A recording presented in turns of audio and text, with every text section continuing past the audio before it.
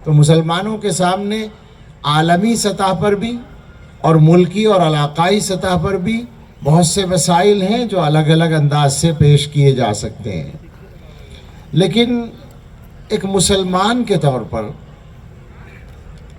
ہم سب یہ جو اسٹیج پر بیٹھے ہوئے ہمارے علماء کرام ہیں، یہ سب ہوں یا سامنے بیٹھے ہوئے بہت سے علماء یا دیگر حضرات ہوں، بحیثیت مسلمان کے آپ اگر مخلع بالطبع ہو کر ادھر ادھر کے خیالات کو چھوڑ کر یکسوئی کے ساتھ غور کریں گے تو اس زمانے کا وہ مسئلہ جو نمبر 1 پر ہے مسلمانوں کا، اس کے بارے میں میرا خیال ہے کہ کوئی اختلاف نہیں ہوگا کہ وہ ایمان کے تحفظ کا مسئلہ ہے۔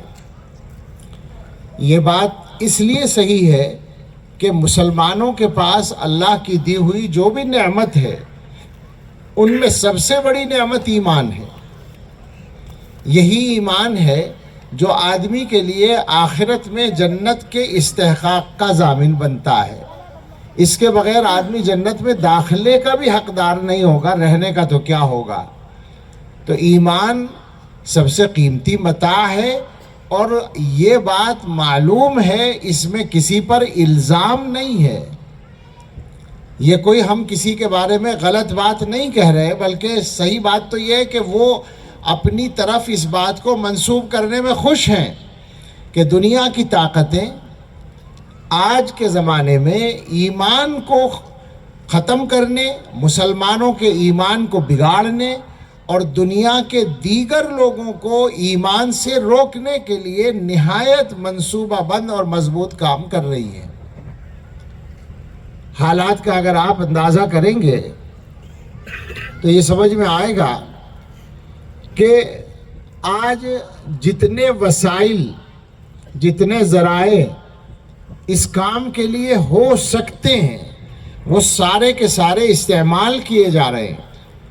کہیں بھی چلے جائیں، امریکہ سے لے کر ہندوستان تک کا آپ جائزہ لے لیں، اور ان تمام ملکوں میں جو طاقت ہے، حقیقت تو یہ ہے، مفتی صاحب تصحیح فرمائیں اگر غلطی ہو، کہ طاقت بھی دنیا میں ایک ہی جگہ مرکوز ہے اب تقریباً مختلف پہلوؤں سے، اور خاص طور سے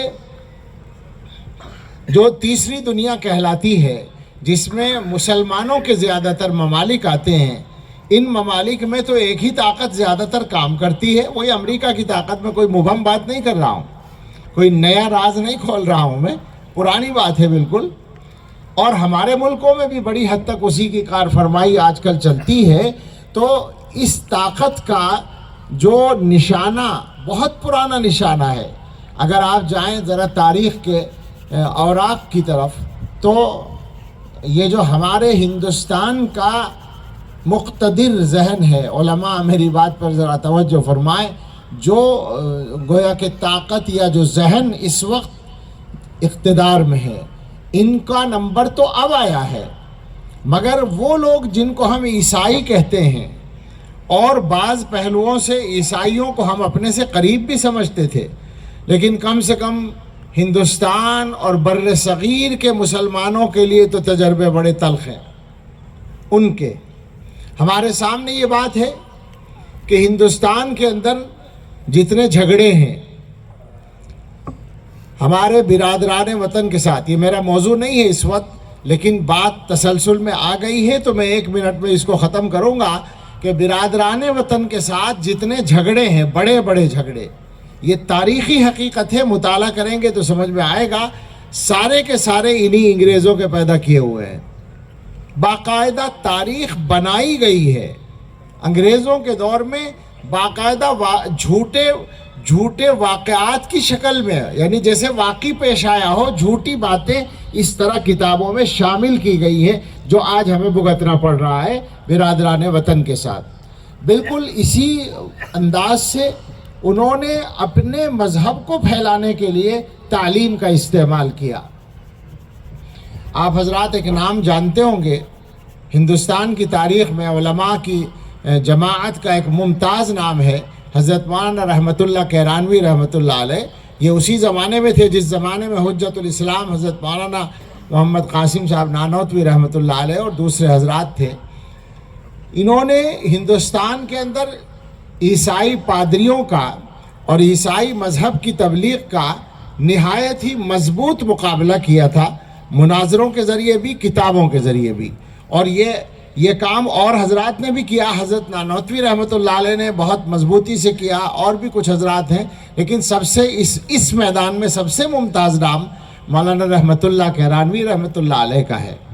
1857 میں جب مقابلے میں یہ لوگ ہار گئے ہمارے علماء، اور گویا کہ ان کو میدان سے ہٹنا پڑا، تو 1858 میں مولانا رحمۃ اللہ صاحب ہندوستان سے مکہ مکرمہ چلے گئے. جیسے حضرت حاجی امداد اللہ مہاجر مکی رحمۃ اللہ علیہ بھی اسی زمانے میں گئے. وہاں جانے کے کچھ دنوں کے بعد حضرت مولانا رحمۃ اللہ صاحب نے اپنے گھر خط بھیجا، اور اس میں یہ پوچھا کہ میرے بھائی کا پوتا محمد سعید 10-12 سال کا بچہ تھا، میں چھوڑ کر آیا تھا، مجھے بتایا جائے کہ وہ کیا کر رہا ہے. جواب پہنچا کہ وہ اس کا جو باپ ہے یعنی آپ کا بھتیجا، وہ امبالہ میں سرکاری ملازم ہے، اس کی ڈیوٹی وہاں ہے، تو بچہ اپنے باپ کے ساتھ امبالہ میں رہ رہا ہے اور وہاں کے مشن اسکول میں پڑھ رہا ہے. مشن اسکول کا مطلب آپ سمجھ رہے ہیں، عیسائیوں کا اسکول. حضرت نے جواب میں لکھا کہ جس عیسائیت کی تردید میں میری ساری جوانی اور میری زندگی لگ گئی، وہیں انہی کے چنگل میں میرے گھر کا بچہ پھنس رہا ہے، یہ کیسے چلے گا؟ اس بچے کو یہاں بھیج دو. چنانچہ وہ بچہ مکہ مکرمہ پہنچا، اور مولانا رحمۃ اللہ صاحب نے ان کی تعلیم کا انتظام کیا اور حاجی امداد اللہ صاحب کے ذریعے تربیت کرائی. اور یہی وہ بچہ تھا جس نے مکہ مکرمہ میں مدرسہ سولتیہ قائم کیا، مولانا محمد سعید صاحب رحمۃ اللہ علیہ. تو تعلیم کا استعمال عیسائیوں نے، انگریزوں نے اپنے مذہب کی تبلیغ کے لیے بھرپور طریقے پر کیا، اور آج تک کر رہے ہیں. آپ پورے ہندوستان کا جائزہ لے سکتے ہیں. یہ تو عجیب حقیقت ہے کہ کوئی علاقہ ان کے اسکولوں سے خالی نہیں ہے. اور میں ذاتی طور پر، میں کسی سروے کی بات نہیں کر رہا، میں نے پورے ملک کے مختلف علاقوں میں جا کر، خود اپنے علاقے میں جا کر جو دیکھا ہے، یو پی کے، مغربی یو پی کے علاقوں تک میں، یعنی میں اڑیسہ اور کیا کہتے ہیں آسام اور تریپورا اور ناگالینڈ وغیرہ کی بات نہیں کر رہا، جہاں پر بہت بڑا ہی کام ہے ان کے. آبادیوں کے تناسب بدل گئے ہیں، مذہب کے اعتبار سے آبادیوں کے تناسب بدل گئے، ان کی بات میں نہیں کر رہا. اپنے علاقوں میں آپ بھی دیکھ سکتے ہیں. جہاں تک میں نے سمجھا ہے، جو مجھے معلومات ہیں، وہ یہ ہے کہ ان کے تعلیمی مشن، وہ تعلیمی بعد میں ہے، تبلیغی پہلے ہے. ان کا اصل مشن وہ ہے. اب یہ ہمارے بھائیوں کو بھی سمجھ میں آ گیا ہے، لہٰذا حکومت ہند نے تعلیمی پالیسی بنائی ہے. آپ کو معلوم ہے، آپ میں بعض حضرات نے وہ پڑھی ہوگی، اور اگر نہ پڑھی ہو تو جو حضرات اس موضوع کو سمجھ سکتے ہیں ان سے گزارش ہے کہ پڑھیں. نیو ایجوکیشن پالیسی جو ہے انڈیا کی، جو نافذ ہو چکی ہے، آپ انگریزی میں، ہندی میں، اردو میں، کسی میں بھی پڑھ سکتے ہیں، اس کو پڑھیں. تو جناب عالی، بہت ڈر لگ رہا ہے، کہتے ہوئے ڈر ہے اور نہ کہنے میں بھی ڈر ہے. اور وہ یہ ہے کہ اس پالیسی کے نافذ ہونے کے بعد جو مزاج بنے گا تعلیم گاہوں کا، تو ایسا لگتا ہے کہ بچہ اسکول جائے گا، اسکول بھیجنا تو پڑے گا ہی. اسکول سے جب آئے گا تو ماں باپ مجبور ہوں گے اس بات پر کہ بچے سے کہیں کہ تم اسکول سے آ رہے ہو، ذرا کلمہ پڑھ لو احتیاطاً، معلوم نہیں کہ تمہارا ایمان گیا یا رہا. یہ میں کوئی ویسی بات نہیں کہہ رہا ہوں جس کی کوئی بنیاد نہ ہو. آپ پڑھیں گے تو آپ میری بات کی تصدیق کریں گے. حالات اس رخ پہ جا رہے ہیں. حقیقت یہ ہے کہ اس کا ہمارے پاس کیا جواب ہے، کیا توڑ ہے، کیا مقابلہ ہے. ظاہر ہے کہ یہ ایک لڑائی ہے، ایمان و کفر کی لڑائی ہے، اور یہ وہ لڑائی ہے جو شروع سے چلی آتی ہے. اس کے انداز اور ذرائع بدلتے ہیں.